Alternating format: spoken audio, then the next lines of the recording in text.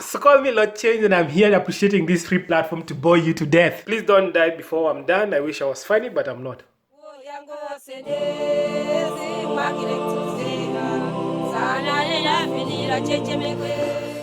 So I'm doing this as a dare from my wife, who says she's a certified YouTuber with over 1 million subscribers.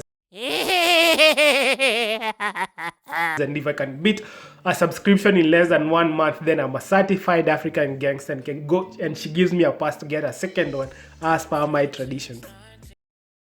All the same, shout out to you, Mami T, for being a wonderful human being. Anyway, I'll be talking about some serious stuff.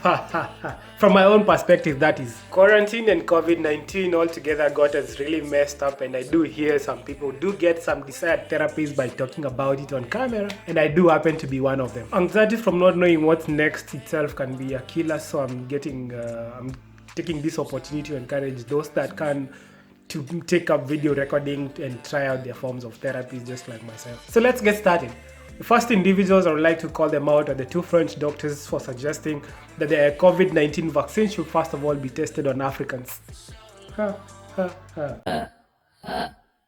I'm sure after them listening to themselves on repeat, probably they have identified themselves as racist, and mine is to request anyone with the Grand Wizards contacts to post it over here so that you can hand them over to their societies where they belong.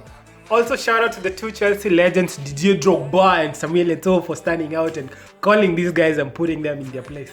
The two whites were blunt and ignorant or plain stupid for suggesting that on live TV. I'm sure there's a better way for them to have expressed their opinion. Removing the aspect of racism, I'm sure Africans will jump to that opportunity, because clinical trials do have some benefits to them, like you do get medical checkups, insurances, and I'm sure the ultimate prize is always the guarantee to save humanity.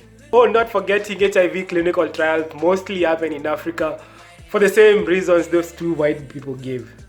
Last but not least, by the virtue of the person I am, I know I'm not supposed to engage myself in conspiracy theories, but when it comes to this novel coronavirus, I'm tempted to jump in. Another not so good person referred to it as the Chinese virus, and by the way, I hope this year's elections do catch up on him for being careless with American lives and for basically being a by calling it the Chinese virus effectively suggests basically we are in a World War III. Definitely World War III wasn't going to be all about guns, bombs, and the usuals.